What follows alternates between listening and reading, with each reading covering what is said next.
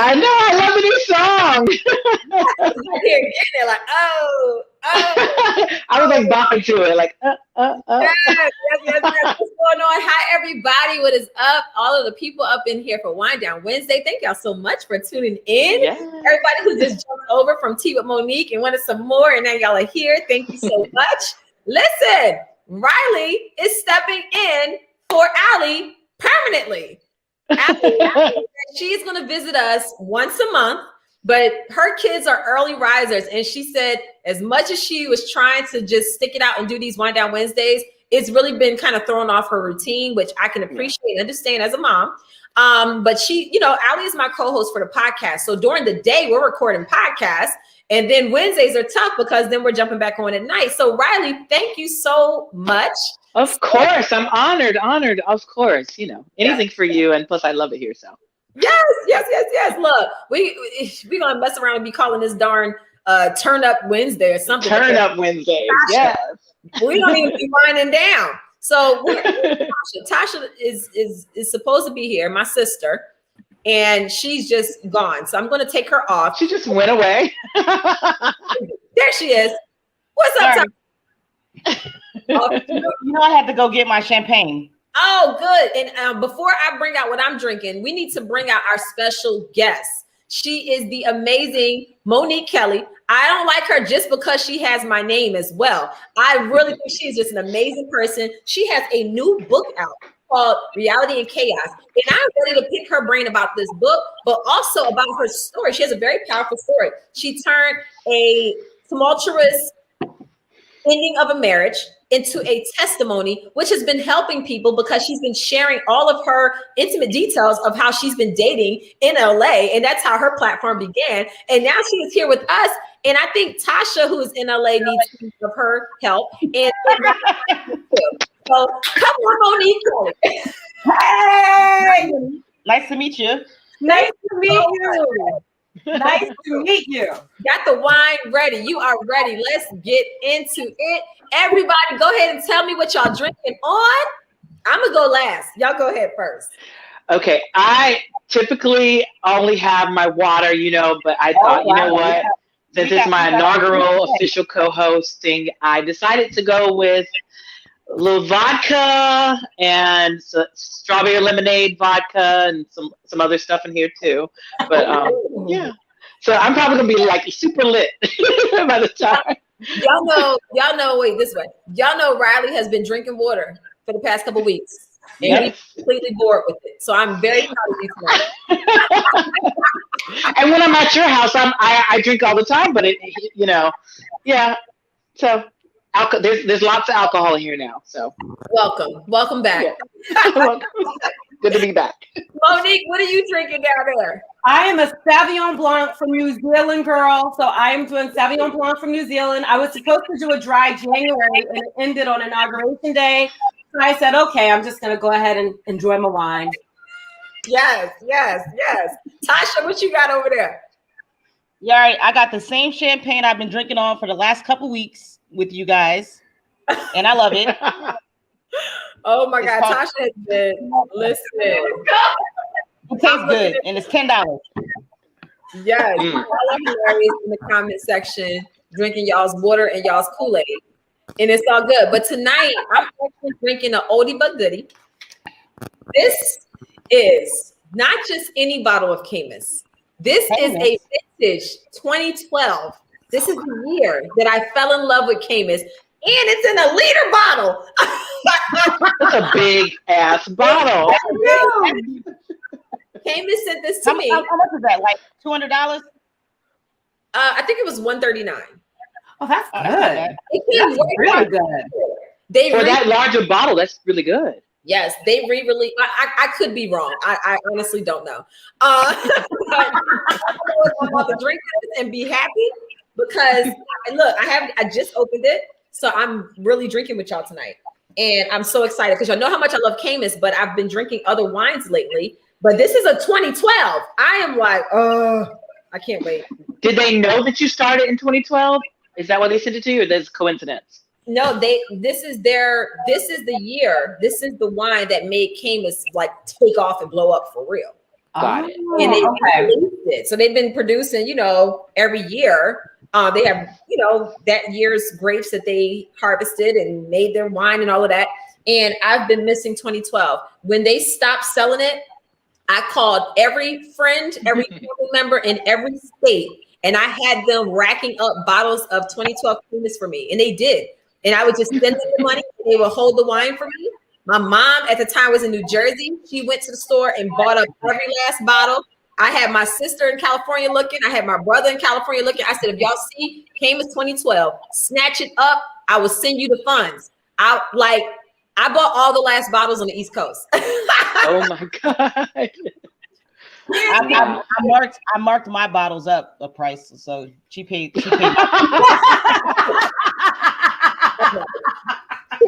Cheers, ladies.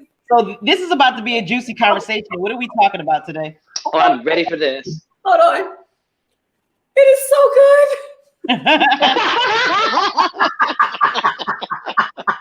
Everything doesn't taste like this. It's so good. It's like your taste buds just came right back up, like, oh, hallelujah. She's about to make me want to get a bottle. I'm gonna have to send you one. Yes. It's so good. Oh my God. It is so good. Wow. Okay.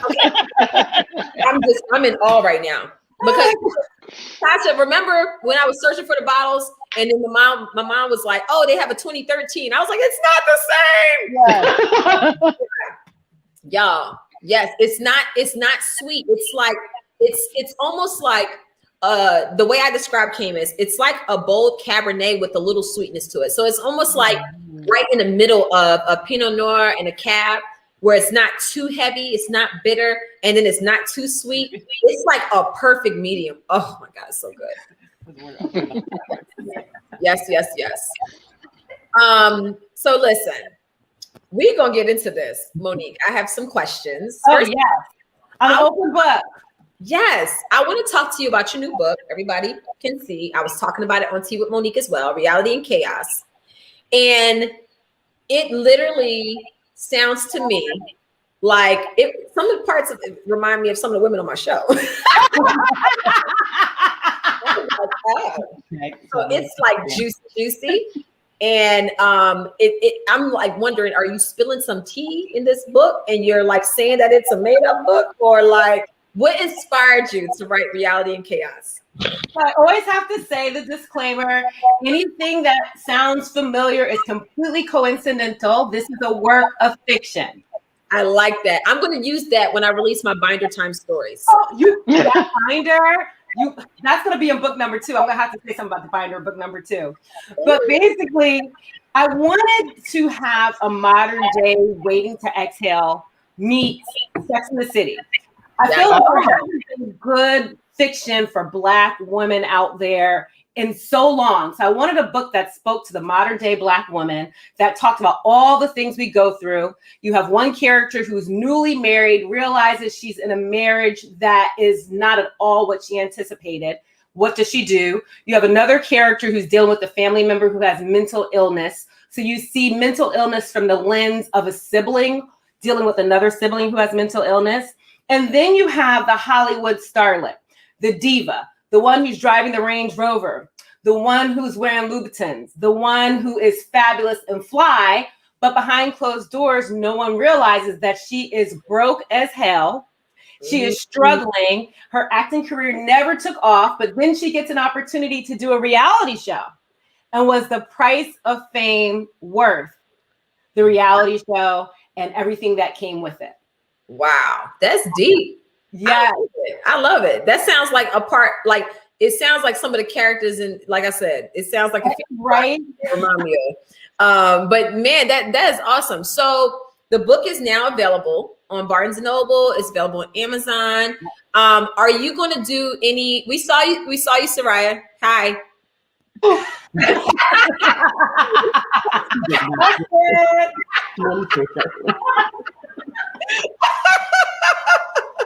She's not I dislike. She is not the one. No, she's not the one. Monique, I always mess with my sister. I love that. I love the sibling thing here. It's beautiful. Yeah, because she be trying to bring these ones around that I don't like, but I like Soraya. You know, you have to get the sister stamp of approval. Right. Must. Not many get it. But no, that's Tasha's friend. That's Tasha's friend. So yeah, I'm just messing with her. I hope I ain't getting nobody in trouble. You don't even care. He's sorry, not sorry. Look, you already know I'm ignorant. Yes. So I would like to know more about what started your platform. Okay. I read your bio. How long were you married before you got divorced? And how did so obviously you're a writer. Yes. That was your way of letting things kind of like go and just healing, and that was your process. So can you tell us more about that? Because I know that there are a lot of people that are probably in this chat right now. I get questions all the time of people who have been married and then divorced, and sometimes they feel like, I don't really know how to get back into the dating world. I'm afraid that, you know, no one will want me because I was married. And, you know, people just have these, I guess they self-reflect and they aren't really seeing their true value because of probably how they were treated in the previous relationship. So what do you say to those women and how do they overcome? Oh, that's so good. Okay, so first of all, with my Confessions of a Serial Dater in LA, that's the blog that I started 8 years ago, shortly after my divorce. I'll say I was married long enough that I am so happy that it's over. We'll just say that. Yeah. And I started the blog because after my marriage ended, going back into the dating scene after being married, divorced, and going through that process and the legal process of divorcing, it's very different than breaking up from a long-term relationship or relationship. Doesn't mean it's less painful or any more painful, but it's different because you have to go through the legal aspect of it. Mm-hmm. So at the time, I was actually a studio executive and I started my blog anonymously. No one knew who I was. I had a fake avatar. I started writing because I was telling my girlfriends about all the bad dates, especially here in LA. LA is just a different breed, right? I mean, it's just next level. So I started talking about all the bad dates. And it started becoming a healing process for me. It started having me have to look at some of the dumb stuff that I did, because it's not always the guys that do dumb stuff with dating. I had a lot of baggage, fear that I brought into the dating game. So it made me look at that. It made me look at what I wanted, what I didn't want. And it started to evolve because at the time, women were missing Sex in the City and having relatable characters. So they started following my blog and they started relating. And then from there, I started doing events called Cocktails and Confessions, where we got together, talked dating at LA hotspots.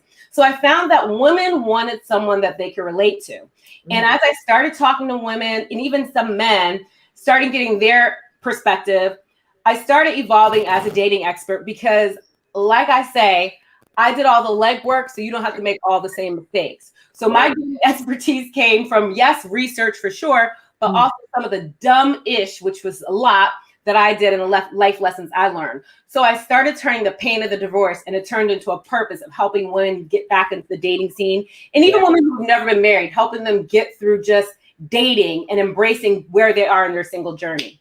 I love it. I love it. Tasha, can you attest to the dating world in LA for what, 16 years? You're muted. Oh, She's muted.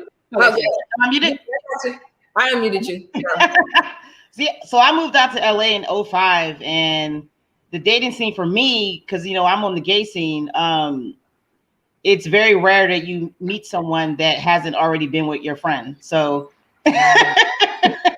oh, that be a problem. No, that's the real thing. So I didn't like that, you know what I mean? So I started dating and pursuing straight women. And how is that working out for you? That's a what? You said what? How is that working out? I like it. None of my homies smashed, so I'm the first one. And then I'm the first one on their side. So, you know. Turning girl. Tasha turning girls out. Look, it's like taking virginities, so I love it.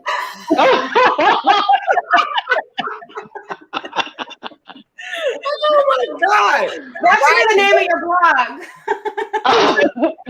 Tasha, yes. Look, I got stories for days. Stories for days. But it's been a fun process. It's been a fun process. I bet it has. Oh my God. We're starting early. So it's great. Riley. Moni just messed me up though today. Sure. Yeah. Well, I mean, I saw her and I was just like, hey, like, I know I ain't the only one that saw her running in the background. Like, she didn't enough. You ain't better she ask you than somebody write it in the comments. So. I'm checking my phone like, shoot. She got ahead of it. She got ahead of it for you. She got ahead of it. Right. Oh my God. Word to the wise, don't go live if you have something to hide. I can't. I don't want to be on the flyer. I'm just gonna pop in and pop out. I'm not trying to be on the flyer. She don't want people, those girls, to find out that she got a shot. Y'all are a hot mess.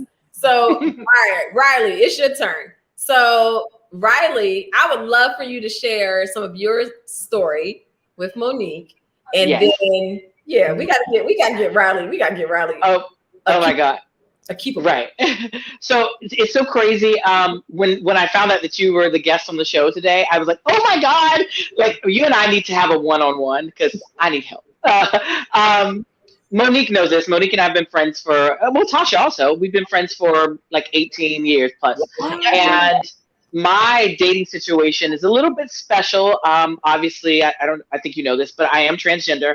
And,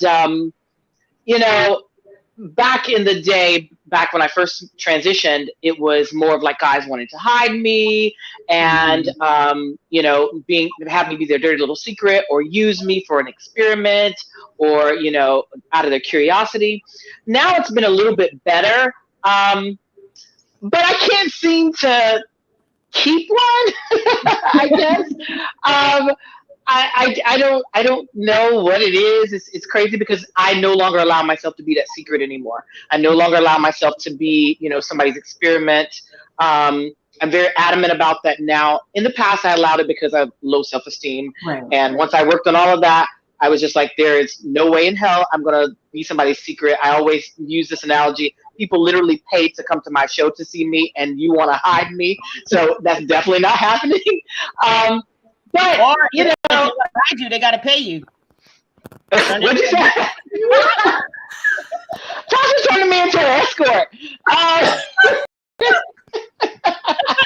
cannot with Tasha. Oh my gosh.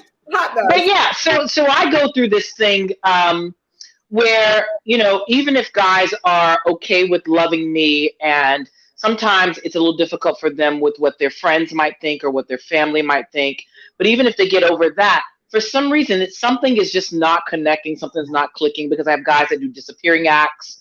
But here's the thing with those disappearing acts, Monique, is they always come back. And by the time, so the thing is because I'm a Taurus, I get over things and I get over people really fast. So by the time they come back, I'm completely over them. And I'm just like, I don't care anymore. So it's like, you're lost. It's over. Yeah. It scares me a little bit because the older I get, the more disposable they become as they tend to just leave and try to come back. And I'm like, this is not good that I get over. I get over things easy, but getting over people easy, good and bad. I don't know. I'm saying way more than I've ever said, but I feel like you're the expert. I never talk about this stuff publicly, like, even when people have asked me in interviews about dating life. But, I was just dating someone. It didn't work out. 3 months. It's always that 3-month mark. It's like it's weird. Like something happens in the 3-month mark. I think I should start vetting for you. Yeah, I think you should. I really have always wanted you to. But I find I look at relationships the first year like a trimesters of pregnancy, right? Mm-hmm. So usually the third month, that's the first trimester of the relationship. And that's where it's do or die, where you start realizing, okay, there's certain things about this person that kind of get on my nerves that I'm not feeling, that I'm not sure about. And that's when you decide if you're going to keep pursuing it and move forward with it, or if you're not. So sometimes what happens is when you are dating and you still have a certain amount of fear from past relationships, I ended up writing a blog for 8 years called Confessions of a Serial Dater. What happens is that fear, when you see something wrong, you're like, oh, snap, I'm out. I'm done. Now, usually what you have to do is figure out, people are always talking about the list. Put your list. It's not necessarily about your list. Yeah, you want a list of what you're looking for, but the most important thing are your non-negotiables.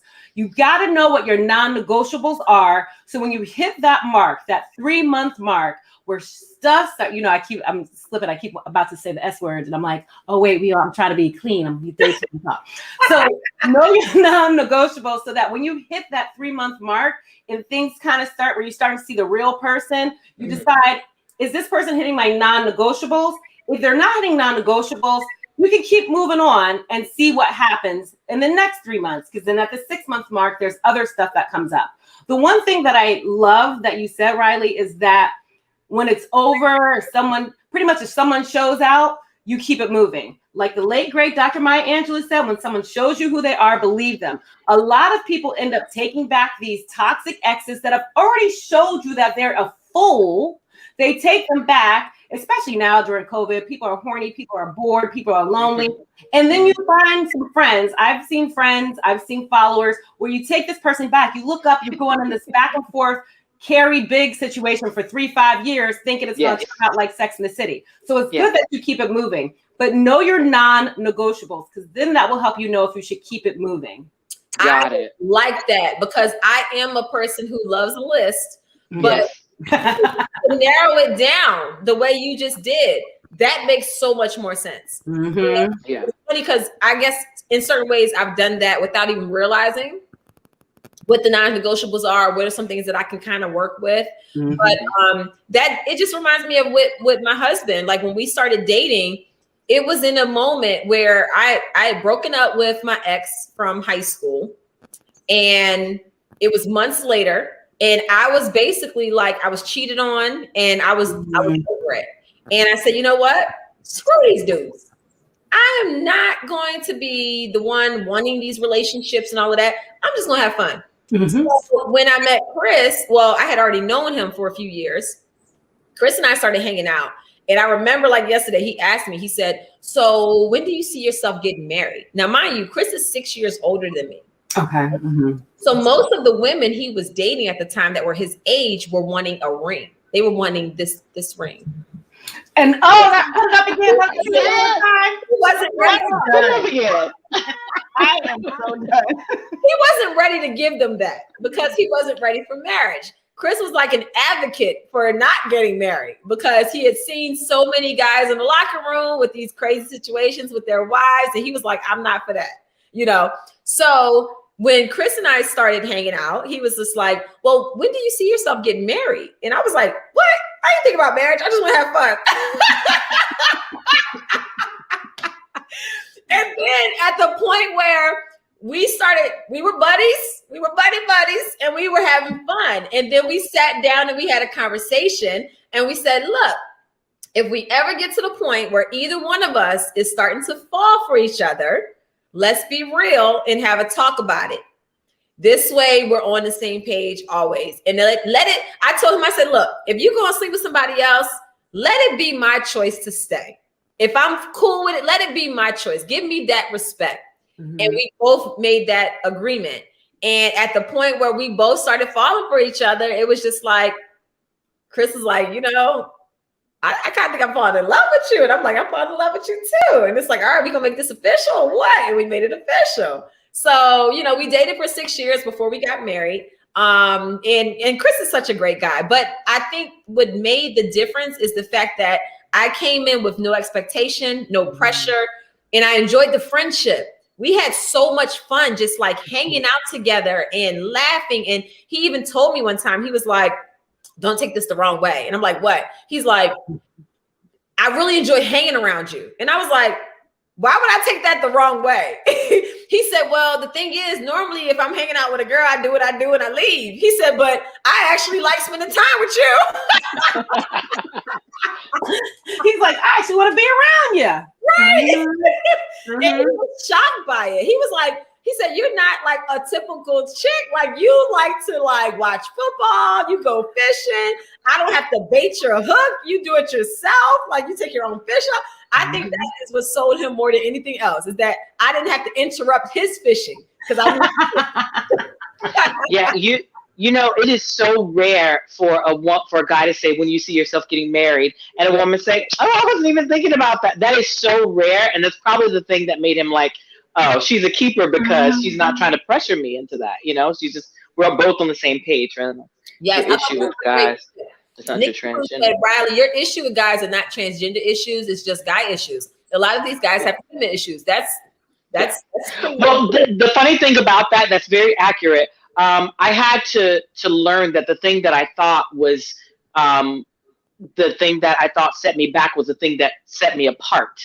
And it's crazy because I used to think, oh, it's just because of this. It's because I'm transgender. It's because I'm transgender and all this stuff. And I've had to come to realize that it's not that. It's just I was picking the wrong guys, and I had to find the right guy for me. And I found guys that has not been the issue. But then as soon as that's not the issue, there's a whole other issue. So yeah. You know, I think too, one of the things that Monique said was they have fun dating. They enjoy dating. You know, a lot of people, because I'm 43. I say my age. A lot of times as you get older, especially when you get them late 30s, hitting the early 40s, you start dating like, okay, interview. It no longer becomes fun. It's about the end goal, right? So like dating and making sure you still have fun with it. And then also, Riley, I think it's important. I always like to tell people, date like you're a divorcee, because what happens is when you're divorced and you start dating after a divorce, you are unapologetic for what you want, what you're looking for, and you're very clear on it. So dating unapologetically for what you want, because look at you. You have such an amazing spirit. You're talented, all that good stuff. It's just a matter of time before you're in the right place at the right time and you meet the right guy, and you know it will make sense. And I always love to tell people, when you meet the right guy, all those other clowns and fools, you're gonna be like, dang, like now I get why I had to date all those fools. And if I would have known it would have ended in this, I would have been like, okay, I'm good. So you got to know you're getting closer. You're getting closer. Even if I'm talking about it, that's major. You said you never talk about it publicly? Never. That's major. I literally have never talked about dating issues, not on my YouTube channel, not on every interview I've ever done. When people ask, I say my publicist or somebody will say she doesn't talk about her dating life, because people always wanted to know, like, the transgender girl, who's dating her. And I always tell people, you know, it takes a really strong person to date me, because you got two things. You got someone who is transgender, and you got someone who's in the public eye. So there's no hiding that I'm transgender. You know what I mean? Mm-hmm. There's no hiding. I'm out there. People are taught, like, you know what I mean? So you have to be strong. You'd have to be strong to date someone who's in the public eye. You have to be strong to date someone who is transgender, not care what anybody thinks. You add those two together, and it's sort of like everybody's want to be in your business, who you're dating, all this stuff. Because people are constantly asking me, but I never talk about it. So maybe this is the key, to talk to an expert about it. I think so. And I think publicly talking about it there's a healing process to it. That's how with my blog, I started publicly writing about it. And then at a certain point, I came from behind the keyboard. It was like, oh, it's me writing all this time. And there was something so freeing about revealing my identity to my followers. It was freeing. And I felt like, okay, I've taken this next step. Tonight is, we got to do a cheers. Tonight's your next step, Riley. Yes. This is the beginning. Yes. I love it. I just have three things on my list, and it's a beautiful face, thick in the waist, and have a good taste. That's it. And get along with her sister. And get along with her sister. I know. Get along with her sister. That's important. Wait, and to spill the tea, Soraya, who's in the background, is an ex of mine, and we were together 3 years.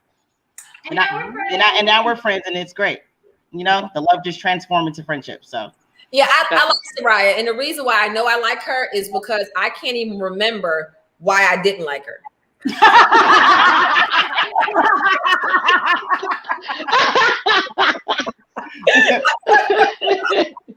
I always like Soraya, right? I always liked her. My only I said I was her first girl. She said my only girl. Yeah. Tasha turned her out too. No, I like Soraya. Soraya actually, she came and visited with us. We would go to LA and hang out with Soraya as well. She has a beautiful son. I can't believe how grown he is now.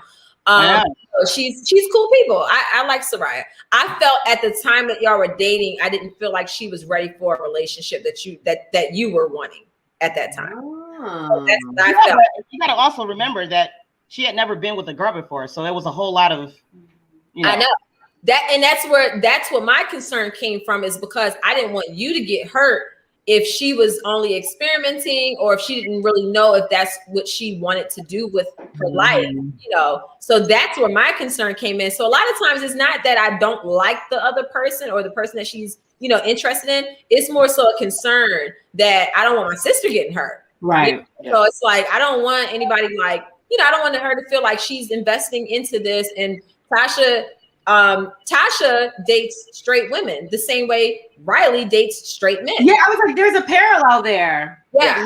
Yes. Maybe y'all should get together. Well, so here's the thing. If the viewers saw about 2 or 3 episodes ago, and Tasha was saying something, and I was like, yeah, Tasha's like a sister to me, and Monique is like, I don't think Tasha knows that. And I was like, but see, Monique, the thing is Tasha knew me before I transitioned. As Monique did. Okay. They both knew me before I transitioned. Tasha's like, I don't even care about before. I just know the way you look now. And I'm like, oh my God. I was thinking the same thing. I was like, that was interesting. Tasha found some old pictures of us before Riley transitioned, and I was cracking up. Tasha was like, you and Riley always hugged up. Yeah, always. Picture always up on each other like. Yeah, always. That's so funny. And it's funny because in that picture, Tasha was a little more feminine. Yes, and this was before I transitioned. Transition too. Right. So it was before we both kind of transitioned. It was really funny. It's so interesting how they have similar stories. It's like, this is interesting. Okay. You might be on to something, Mo. I said to Monique, "Oh, girl, we could be related for real." Look, if she don't work out, I got a brother-in-law for you. Oh, yeah. We tried that already. He's in a different place in life now. Oh my God. Monique used to say to me, oh my God, it's like perfect. You're the best of mother. I'm like, I don't think that's going to work. It's interesting, Monique, when you were talking about your sister bringing around, different people that she's dating, you weren't sure how you felt about them. One of the things that I've always said to people is when you first start dating someone, in terms of introducing them to friends and family and things like that, slow and steady wins the race. Mm-hmm. Because a lot of times you want to make, and especially with posting on social, you want to make sure that you and that person are straight, solid, you figured your stuff out. Because if you're not sure and there's some cracks there, when you bring them around, especially family, especially someone you're close to, they're going to be able to read right through that. So I always like to tell people, take your time, bringing them around the family and the friends, just in case, because then you'll hear a lot of noise because they care about you and they might see some things that you don't. Yes. I think that's what's missing a lot today in this day and age is that intimacy. Yeah. Like being intimate and not feeling like people think that if it's not on social media, it didn't happen. You know, to me, what's not posted are the more intimate of like those are the best moments because you don't have time to even think, let me grab my camera. You're really enjoying it and you're taking that time and you're not putting this whole stamp of, well, did he post me? I posted him, but he didn't post me. Or this makes things so just more difficult. The expectation is on another level. And then you don't really know how to communicate it because then you don't want to sound petty. Like, well, you didn't post me on your Instagram. And you know, so it's just one of those things where people just need to kind of like take a step back and be very intimate before they put things on different platforms and then have people judging you, you know? Yeah, no. Social media changed the game because then you also have people where it's like, okay, this heifer is liking your pictures a little too much and commenting a little too much. And like, then you have that can of worms that opens up. And then just what you said, why are you posting pictures of me? But like it just adds such another layer to dating and relationships. For me, I made a rule that I will never post a guy that I'm dating on social media until I get engaged. Yeah. And that'll only be to say, oh, look, I said yes. Yeah. But honestly, my social media is about my work. It's not about my relationship. So why should I post a guy that I'm dating on social media? So I tell a guy, I'm just like, listen, I'm real popular on social media, but I'm never going to post you on social media. Just so you know, I hope you don't feel some type of way about it. It's just not happening unless there's a ring on the finger. So not happening. And at least you communicate that clearly because that's one way a lot of people do wait till you're engaged. I tell people if you're super thirsty to post, I say at least wait at least a good 6 months. I mean, but you know, if you can wait till you're engaged, great, but at least a good 6 months. To me, it makes you kind of question like what is your intention and what is your motive? Do you want to just look like something or do you want to be something? Like for instance, like whenever I get together with my family, our first thought isn't let's take pictures so we can post on Instagram. You know what I'm saying? Right. Just enjoy each other. A lot of times we get together and then once we leave, we're pissed that we didn't get any pictures together. Because you're having so much fun. We're having such a good time. So I think people need to just like pipe down for a second. Like don't think everything about trying to show everybody. We're in what I call the show me age. And it is so annoying. I miss the good old days where things were real and just intimate and just like pure, you know, like back to that. Someone asked earlier, Monique, if you have any advice for a person dating in their early 20s, and they said in their mid 20s. Yes, this is what got my stuff all started in the first place. Listen, let me tell you something. When you hit your mid 20s, a lot of your girlfriends are going to start getting engaged and married. Okay, and a lot of times you've been a bridesmaid a bunch of times. You start putting pressure on yourself of like, man, everyone's getting married around me. I'm always a bridesmaid. And you start freaking out. You're hitting close to 30 and you feel the need to like get married so you can catch up with everybody, not looking at the bigger picture. So I always like to say, make sure that you don't rush into marriage because everyone around you is getting married, because not all of them, but once you hit your late 30s, a lot of those friends of yours that got married in their 20s are, you know, getting divorced and you know what I'm saying? And some are still happily married. I don't want to put it out there that people aren't happily married. But take your time with that and enjoy the dating process. Don't do the comparison. And also, do not make excuses for fools. You see friends around you that have been dating fools for a long time, that's still not married to them, and they wake up and they're in their mid-30s, still dealing with this fool, still going through it, and wasting good years. So don't waste your good years. Don't waste your penny on a fool. Yes, absolutely. There was somebody asked something about being in their 50s. Yeah, I saw that too. Right here. Yeah, Bella in the UK. I'm in my mid 50s and still looking for a partner. What advice could you give ladies to I guess ladies like me? I'm 5'8" and green eyes. 5'8" and green eyes. I advise you to go to my Instagram and DM me.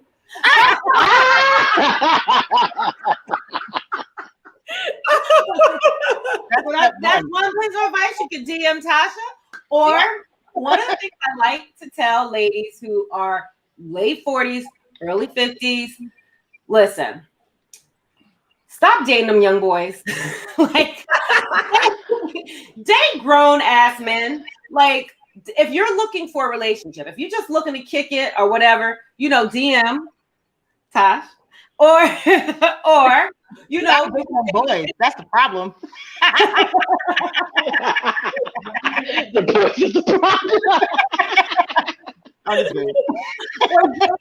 Dating young boys are just looking for fun. If you know in your heart, and be honest with yourself, if you know in your heart you're looking for a relationship, start dating men who are age appropriate, number one.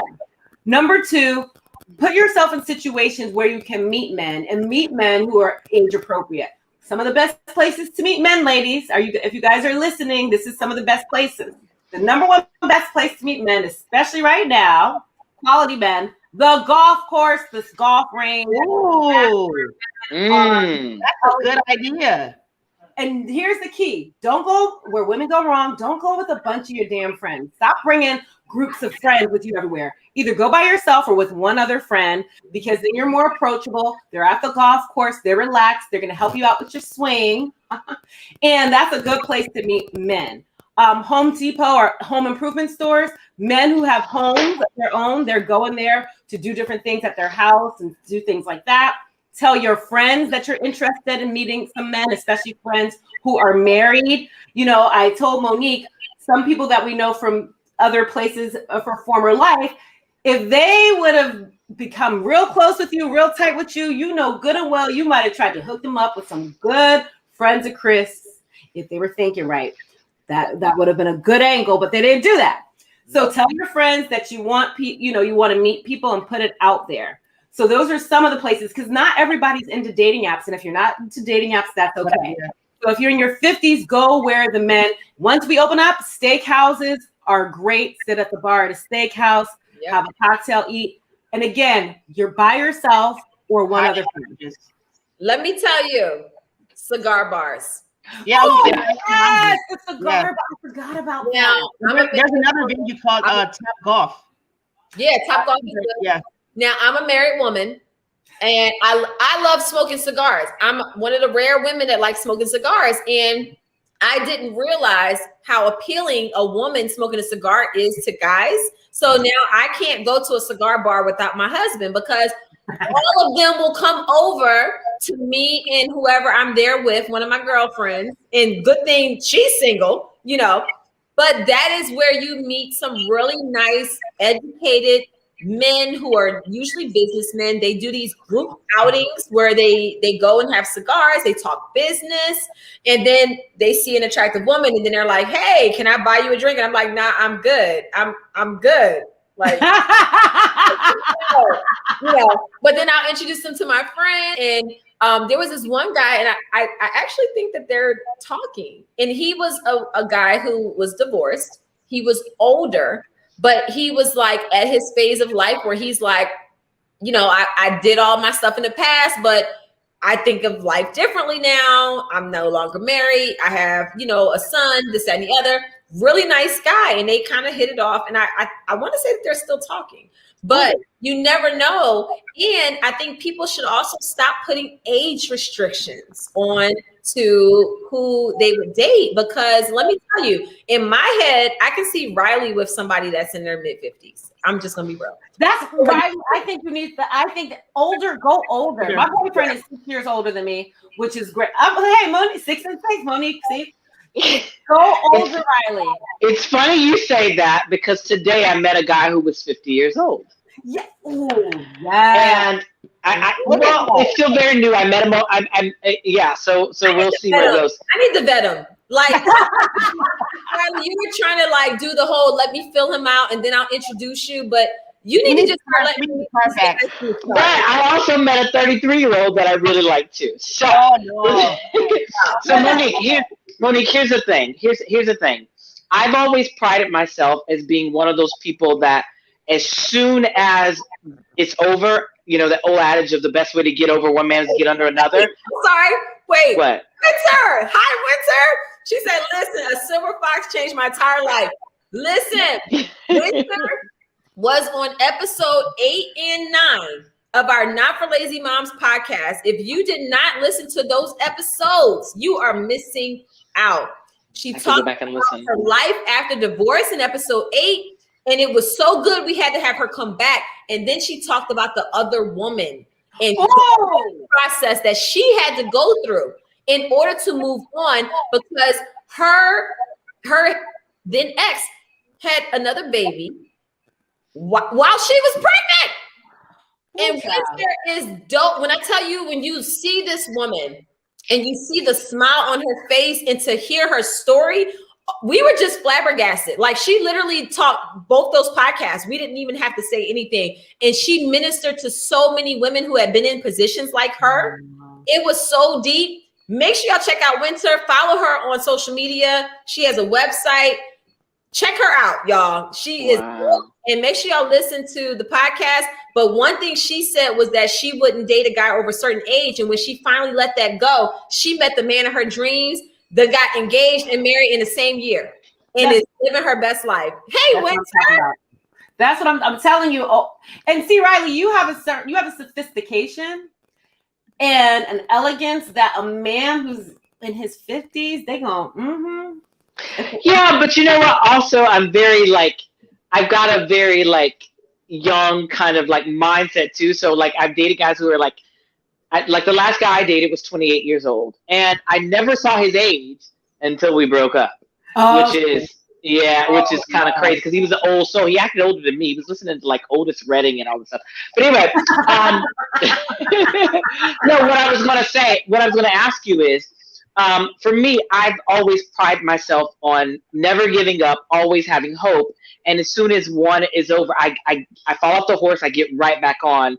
And I'm never jaded by what I've been through, because I've been through some crazy things with men, but I'm never jaded by those things. Do you recommend getting back on that horse, or do you recommend spending time in between those relationships? No. You get back on the horse. Listen, you can work on yourself. My 3 favorite words in the dictionary. In addition to, you can work on yourself, you can heal, and you can still date.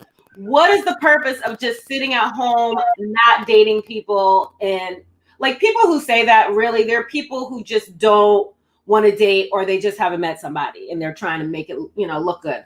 It's okay to date someone. I think it's important to continue dating and being open to things. It doesn't mean you have to be serious, but keep dating, even if it's someone that you're not necessarily interested in. Have your dry rehearsal date so that when you meet someone you like, you're in the saddle, you're ready. I think that's good to be open like that. Yeah, and I feel like a lot of people go wrong with putting commitment before compatibility. Yeah, that's usually a huge issue. Yeah. So, I honestly feel like people need to start asking people what their zodiac sign is right when they meet them. Well, Monique, here's the thing. The guy that I met is a Libra. Okay. Well, then that is a match. Wait. Libras are pretty chill, if I remember correctly. They're kind of chill, right? The Libras. Wait, no. But the balance. Taurus is matched with Pisces, 100% locked in. Yeah, right, but wait. Is he a October Libra or a September? He has the same birthday as Kim Kardashian West. Is October 21st, and you're October 6th, right? He innocent. Yeah. He's great. So far, he's great. He's great, and he has a biblical name. So, his name Job. Job. His name is Lucifer. I can't say it. He might be watching. Okay. Look, Tasha said that Pisces are Taurus's match. Is there only one line in between? Well, I'm a Taurus. You said what? Tasha's a Pisces and you're a Taurus. Yeah.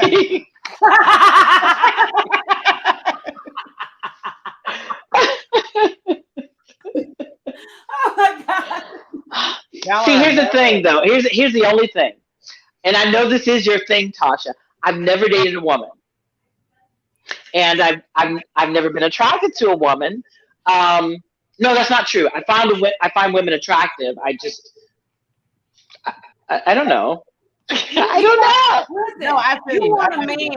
Listen, if that's what you want, that is okay. Yes, remember, be unapologetic. Yeah, but here's the thing, Monique. Here's the thing. If I were open to that, or if I were attracted to women, I could have been wiped up a long time ago. There's so many. Oh my God, are you kidding me? So many lesbians have hit on me that were just like, listen, like I would like, and I actually thought, well, it ain't working out with these men. Maybe I should try it, but I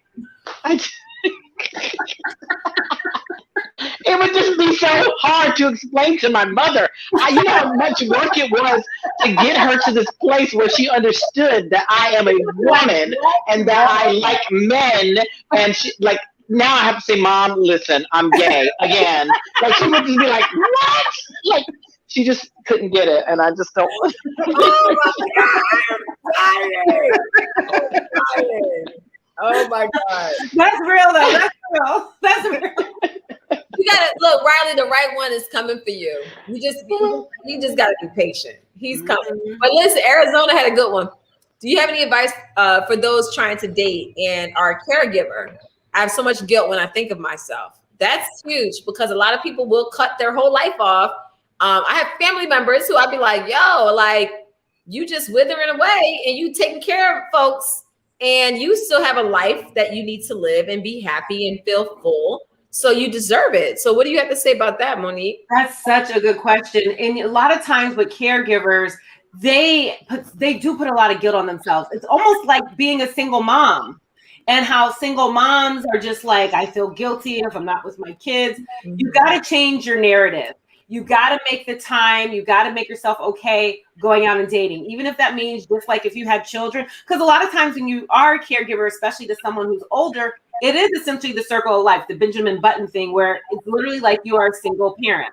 So get that babysitter so that you can go out and make yourself okay with it. Because at the end of the day, the person that you were caring for, they've lived their life. They've lived their life to the fullest. And I believe when people are caregivers like that, the karma that you have from taking care of someone else, you will have a spectacular relationship with someone because that's going to be in your karma, but you have to make the time for it and you have to stop doing the self-guilt thing. And also when you start dating someone, you let them know that you are a caregiver so that they understand that you might not have the same level of flexibility of someone who wouldn't. So you date like a single parent would. Yeah. That's some facts right there. Like, yeah. Wow.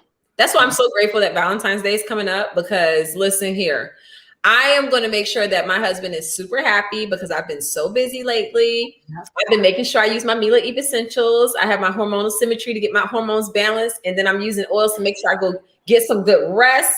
I'm about to be ready. Shameless plug. We about to have an all-nighter. Yes. Hashtag shameless plug. I do not. You better plug it. Go get those kits. Go get those Valentine's Day kits. Listen, we might make another baby. I'm just saying. Oh my God. Oh my God. Natasha, you and Kevin gonna have to move to the East Coast. I ain't even trying to hear it. My son cries for Aunt Tasha every day. Yes, he does. It's like he don't even care about me. I was beautiful babies though. Thank you. But they be annoying and they stubborn. And I just be like, yo, like where did y'all come from? Off the chain. So Chase, he heard Tasha's voice because I was watching the YouTube that we did last week trying to pull from it. He ran over to that phone, Aunt Tasha. And he's like, I see. He wants to see. I had to end up FaceTiming her. He was so excited. Yeah. He loves his Oh my God. He does. He loves his Aunt Tasha. And then my oldest son, Christopher, loves Uncle Kevin. He'd be like, that's my buddy. Me and Uncle Kevin are friends. Tasha and Christopher be arguing. They like me. Because Christopher acts just like me. So act like me and Tasha, you know. And I'm so petty. I'm so petty. I really be arguing with him. Arguing with the 8-year-old. Those 8-year-olds have a point of view. They do. Yeah. And he's like 11-year-old. Oh, we have a good one. Oh, this is what it said. Advice on planning date nights in a pandemic with kids. Oh, yeah. Okay. That's a real good one. So the first thing is, of course, scheduling the date. And then also, if you need to have a friend or hire a babysitter, have the babysitter come, and then scheduling that time when the kids are asleep in that romantic, sexy time. So I always like to tell people, a lot of times when you're during a pandemic, you have the kids, we have all gotten a little lazy, and I don't even have kids. So, you're not getting dressed up, you're getting chill. Have one night a week. And if one night a week's a little ambitious, one night a month at least, where you get dressed up, even if you're not leaving the house, and you go away from the kids when they're gone, and you do something with your mate where it's an actual real date, and do something special for them. Also, make sure you're telling your mate, things like that you appreciate them around the house and things like that. But making sure you're escaping and getting out and dating, especially with kids during the pandemic, is huge. But you have to schedule it. You have to schedule it like you schedule a meeting. You have to schedule it like you schedule a podcast. You have to schedule it. Yes. I call it foreplay all day. Oh, I like that. All day. Because if you talking to me real good and then you helping around the house, spending some time with me, that's gonna make me be all over you. Mm-hmm. So it's foreplay all day. For men need to understand that in order for them to get what they want at the end of the night, your woman cannot feel like she's overwhelmed all day. Yeah. She has to feel like what women want is to feel protected. They want to feel like they have their knight in shining armor. And if you're not helping out, you feel like you're left out to dry and you're doing everything on your own and you have no help or support. So even if I'm exhausted, I'm gonna just speak for me, even if I'm exhausted, but I see that you're putting forth this effort and you're talking to me and you're like, you good, and what can I do for you, this and the other, it's gonna make me say, you know what, screw me being exhausted, you about to get you some, because you've been looking out all day long and I appreciate you, so I'm about to appreciate some other things. But my thing is this, don't be like doing whatever all day, don't talk to me all day long, and then you expecting something, because then I'm gonna feel like a booty call. And I ain't a booty call. Chris. That brings up another good point that I was just thinking about. Usually when I'm in a new relationship with someone and I'm trying to get to know them, we sit down and actually do the test for the 5 love languages. Ooh. And in the beginning, and that helps me figure out how to properly take care and love on this person I'm trying to get to know. That's a good idea, actually. Yeah. I love that. I'm still in that idea. Yeah, that's a good idea, though. Like, I had them come over, we cook dinner. Well, they cook dinner. We eat. And then we sit down. We sit down and take the test, and it's really fun. Tosha, what's your love language? Mine's is quality time. And I forget the other one, but it's quality time for sure. Yeah, mine is quality time. Acts of service. Mine is acts of service. And, people to do things for me. Mine is words of affirmation and physical touch. Yes, I'm physical touch and quality time. I think I'm acts of service. Acts of service. I love to cook for them, give them massages, all this stuff. Yeah. Wow. Oh yeah. Okay, we need to do a follow-up because I'm gonna need to find out what happens with you and this silver fox, as the lady said. I'm excited. Right? Well, there's 2, but yeah, the silver fox. I just met him today, though. I like it. I met the silver fox today. The other one I met a few weeks ago, and I actually you just been active out here. Look, listen, Riley. Within the next week, what are you freezing? Yeah. Wait, say it again. You're frozen. Within the next week, we need to get together. I want to meet him. I'm not waiting this time. The last time I made her wait 3 months, and he fizzled out before the 3-month period. So. I was about to say, what happened to him? Because you were so excited about this guy. I remember. Well, maybe we can do this offline. But no, what's crazy is I thought I told you that I was single again. No, you didn't. I said I had some. Oh no! I had to tell. I said to her last week. I said I got to tell you something. Exactly. And then when we ended this show, me and Monique were there, and you were gone. And I was like, I said I had to tell her something, and she went away. Okay, can I just say something to all y'all watching this? I'm just saying, I love you, Monique, but I'm gonna have to say this. You watch in real time while you wait to tell people and bring them around because I'm not going to give it, I'll say about 3 months, that first trimester, because then when things fizzle out, you're going to have to do all this explaining. Whereas you would have waited for the 3 month mark, he would have been like, they would have known about it. He would have met him. You wouldn't have to explain nothing. Monique, I'm telling you, I said to myself, and it's so funny, we're talking about this now, but I said I wasn't going to say anything to anyone about this guy until it was actually something good and solid. So I just so happen to be saying something now. Monique is like, nah, but I really was not going to say anything about these guys, because I said to Monique after this last guy, I said, I'm going to just take some time. I'm not going to get on any dating sites again. And if it happens, it happens. But I kind of reversed that and kind of like was like, kind of like, you know, I was going to throw myself into my work and all that. And I got it might be for the better. I think we should do something different this time. And let's just go ahead and meet him right from the gate. And then, you know, I've known you for a long time. Me and Chris can like literally, we can perform an exorcism on this dude. All right, we're gonna get to the bottom of this. We ain't wasting 3 months. We ain't got 3 months. No, we're gonna get to the bottom of this. Now, before we go, Monique, I wanted to ask you, with the fact that people are still in the house and the pandemic. Now, I wrote a book, kind of training, last year, and my whole plan was to go on this book tour. And it didn't happen because of the whole pandemic. And, you know, it's like, I got to wait until we can get back out the house and all of that.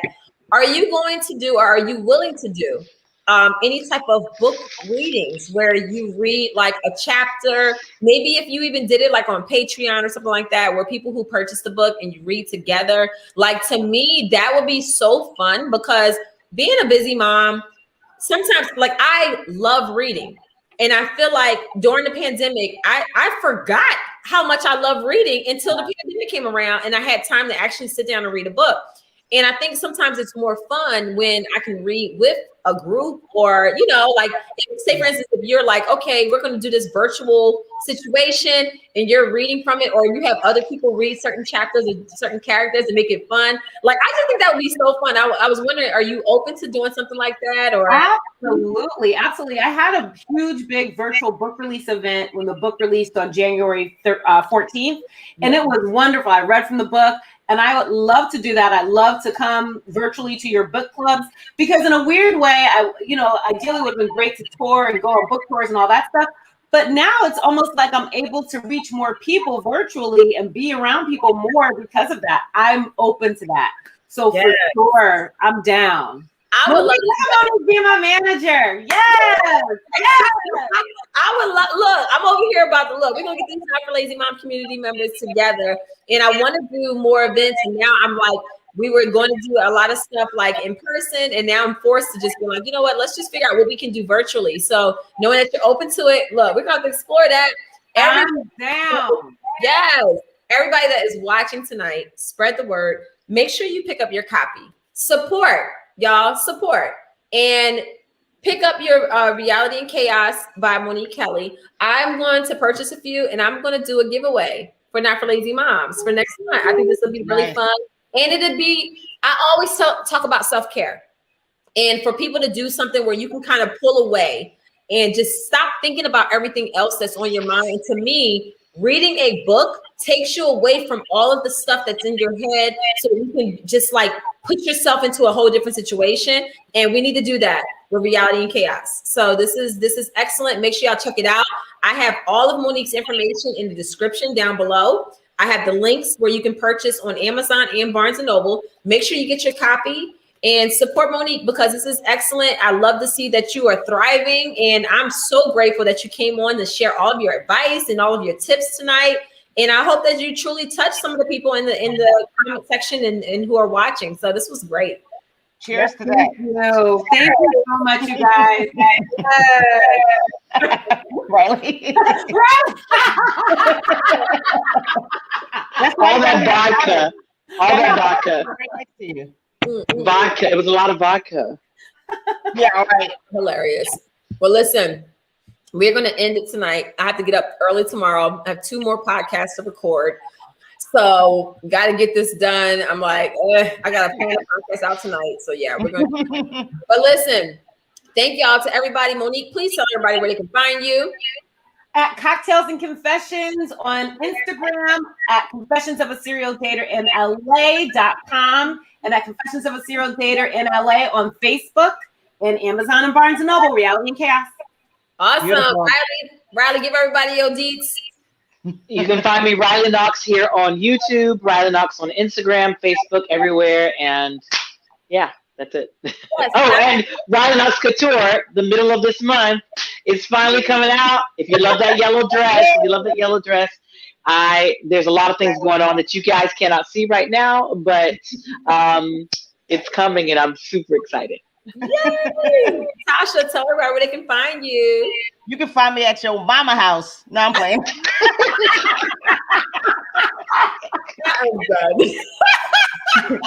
Nah, I'm on Instagram. It's callme_Tosh TOSH. And that's it. Make sure y'all visit shopmilaeve.com. Get all your Valentine's Day gifts. If you don't have a Valentine, we have a gift kit especially for you called the Flirty Kit. And it's about self-care. Look, you gotta love yourself. Go listen to Tweet's song. There goes my shirt up on my oh my. And I want to shout out my artist Callie Brooks. Yay! You guys can go listen to her song and support Kallee and then Brooks last name. Yes.